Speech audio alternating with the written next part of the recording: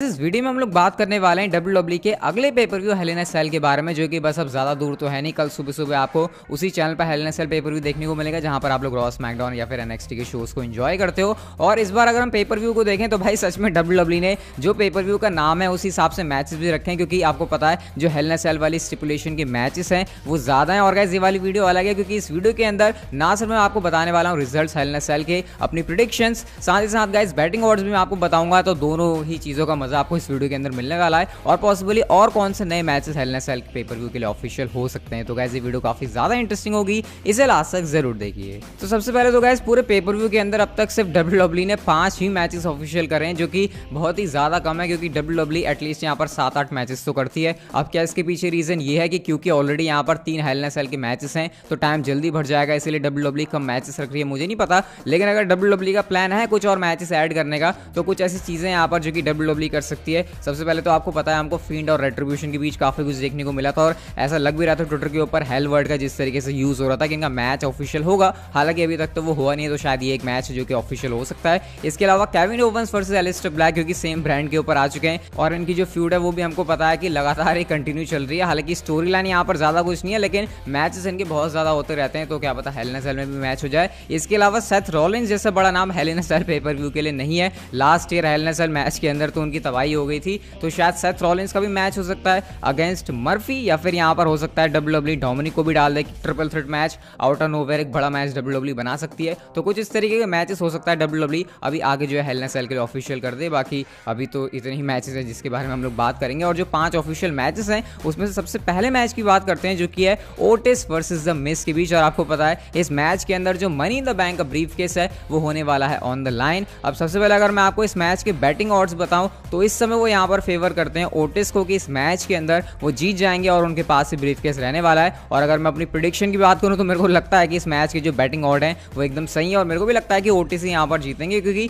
Obvious सी बात है यार, मतलब ये तो सिर्फ इसीलिए करा जा रहा था ताकि जो ब्रीफ केस है उसके साथ कुछ मजा बरकरार रखा जा सके। ऐसा मेरे को बिल्कुल नहीं लगता कि ओटिस के हाथ से ब्रीफ केस जाने वाला है, तो ऑब्वियसली इस मैच के अंदर ओटिस जीतने वाले हैं। इसके बाद अगला मैच आता है जेफ हार्डी वर्सेस एलायस के बीच, और एकदम से इनकी फ्यूड स्टार्ट हो गई जब हम लोगों ने देखा कि जेफ हार्डी के सामने एलायस का रिटर्न होता है। इस मैच के पहले बैटिंग ऑड्स की बात करें तो वो यहाँ पर इस समय फेवर करते हैं एलायस को कि इस मैच में वो जीतने वाले हैं। हालांकि अंतर ज्यादा नहीं है, लेकिन एलायस यहाँ पर थोड़े से ऊपर हैं। और अगर मैं अपनी प्रेडिक्शन की बात करूं तो अगर ऐसे रूमर्स वगैरह नहीं आए होते एलायस के बड़े पुश के, तो फिर शायद मैं यहाँ पर जेफ हार्डी के साथ ही जाता। लेकिन क्योंकि मुझे भी लगता है कि शायद जेफ हार्डी और एलायस की फ्यूड इसलिए की जा रही ताकि एलायस को थोड़ा सा मोमेंटम दिया जाए। जेफ हार्डी बड़े स्टार हैं, तो बड़े स्टार के साथ काम करके थोड़ा सा एलिवेट हो सकते हैं एलायस। तो मुझे यहाँ पर लगता है कि शायद इस मैच के अंदर एलायस जीत सकते हैं। हालांकि फिर भी मैं ये मैच कहूंगा कि काफी हद तक अनप्रेडिक्टेबल है। इसके बाद गाइस अगला मैच आता है स्मैकडाउन वुमेन्स चैंपियनशिप के लिए hell in a cell match Bailey versus Sasha banks के बीच। और इस मैच का पता नहीं कितने टाइम से लोग वेट कर रहे थे, और फाइनली अब जब हमको ये मैच देखने को मिल रहा है तो यहाँ पर सबसे अच्छी बात यह है कि इसमें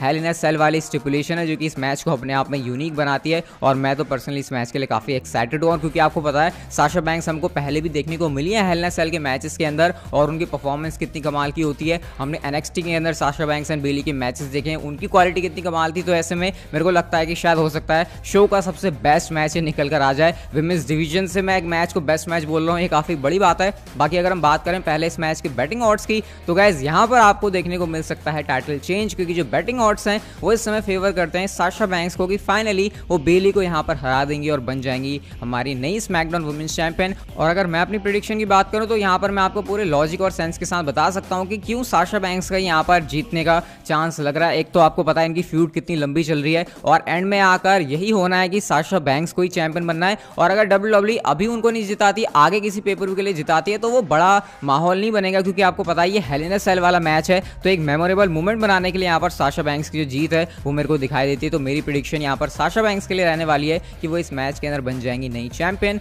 नेक्स्ट मैच आता है डब्ल्यूडब्ल्यूई चैंपियनशिप के लिए hell in a cell match, फिर से Drew McIntyre versus Randy Orton के बीच। और ये ड्रू मैकिंटायर और रैंडी ओर्टन के बीच हमको तीसरा पेपर व्यू के अंदर मैच देखने को मिलेगा। पहले समर स्लैम में हुआ, सबको लगा फ्यूड खत्म हो जाएगी, फिर क्लैश ऑफ चैंपियंस में हुआ, सबको लगा शायद फिर से खत्म हो जाएगी, लेकिन डब्ल्यूडब्ल्यूई इसको hello in a cell pay per view तक लेकर आ चुकी है। अब अगर मैं सबसे पहले बैटिंग ऑड्स की बात करूं तो वो यहाँ पर ड्रू मैकिंटायर को सपोर्ट करते हैं। उनके फेवर में जो अंतर है वो बहुत ही बड़ा है, मतलब ड्रू मैकिंटायर बहुत ही आगे हैं इस समय बैटिंग ऑड के अंदर। पिछले 2 पेपर व्यू के अंदर फिर भी मामला आसपास रहता था, लेकिन यहाँ पर ड्रू मैकिंटायर काफी आगे हैं। लेकिन अगर मैं अपनी प्रेडिक्शन की बात करूं तो यहाँ पर मैं आपको एक चीज समझाना चाहूंगा कि अगर WWE रैंडी ऑर्टन को इतनी बार चैंपियनशिप मैच के अंदर डाल रही है और उनको इतनी बार बेइज्जत करवा रही है और एंड में अगर उनको चैंपियनशिप भी नहीं मिलती, तो मेरे को फिर समझ नहीं आता कि इस साल के शुरुआत में जो हम लोगों ने उनका लेजेंड किलर वाला स्टेटस देखा था, WWE उसको क्या बचाकर भी रखना चाहती है या फिर नहीं। और अगर WWE सही टर्म्स पर काम करे तो मेरे को यहाँ पर ये लगता है कि इवेंचुअली रैंडी ऑर्टन को चैंपियन बनना ही चाहिए, क्योंकि ड्रू मैकिंटायर ऑलरेडी इतने स्टैब्लिश हो चुके हैं कि अब उनको जीत की उतनी ज्यादा जरूरत नहीं है जितने की रैंडी ऑर्टन को है। और वैसे भी इतनी बार अगर वो लगातार ड्रू मैकिंटायर से चैंपियनशिप मैच के अंदर हारते ही रहते हैं, तो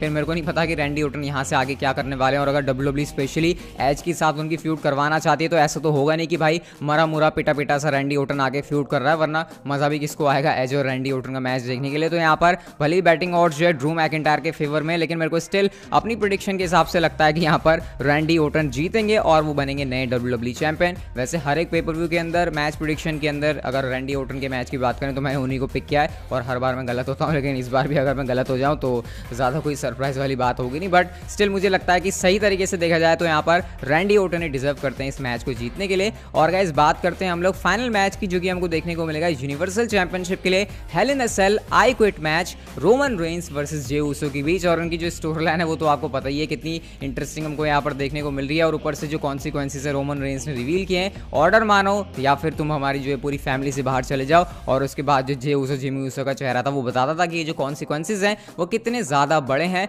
बट फिर भी अगर हम लोग यहाँ पर देखें तो एक बात तो सभी को क्लियर पता है कि रोमन रेंस के हाथ से यूनिवर्सल चैंपियनशिप बिल्कुल भी नहीं जाने वाली, क्योंकि अभी WWE के लॉन्ग टर्म में उनको लेकर बड़े प्लान्स हैं। अगर आगे जाकर द रॉक अवेलेबल होते हैं तो यूनिवर्सल चैंपियनशिप के लिए उनके साथ मैच हो सकता है, या फिर हमको सेथ रॉलिंस देखने को मिल रहे हैं स्मैकडाउन के ऊपर, क्या पता उनके साथ आगे जाकर मैच हो जाए। तो स्मैकडाउन के ऊपर कोई भी सेंस नहीं बनता रोमन रेंस से चैंपियनशिप लेने का। और वैसे भी ब्रांड के ऊपर ऐसा चैंपियन होना चाहिए जो कि ड्रॉ कर सके। और भली रेटिंग्स नहीं आ रही उतनी ज्यादा, लेकिन मेरे को नहीं लगता कि कहीं से भी रोमन रेंस से बेटर जे ऊसो सुपरस्टार है। अगर चैंपियनशिप होल्ड करने की बात करें तो यहाँ पर बैटिंग ऑड्स के हिसाब से अगर मैं आपको सबसे पहले बताऊं तो यहाँ पर जो अंतर है वो बहुत ही ज्यादा बड़ा है और रोमन रेंस यहाँ पर क्लियर फेवरेट हैं कि इस मैच के अंदर वो हरा देंगे जे ऊसो को और अपनी यूनिवर्सल चैंपियनशिप को रिटेन कर लेंगे। और बाकी अगर मैं अपनी प्रेडिक्शन की बात करूं तो यहाँ पर काफी सिंपल है यहाँ पर प्रेडिक्शन करना, रोमन रेंस इस मैच को जीतेंगे और वो यहाँ पर जो चैंपियनशिप को रिटेन कर जाएंगे। बट मैं यहाँ पर ये देखने के लिए इंटरेस्टेड हूँ कि क्या हमको जिमी ऊसो भी यहाँ पर देखने को मिलेंगे, क्योंकि जिस तरीके से वो क्लैश ऑफ चैंपियंस के अंदर भी आए थे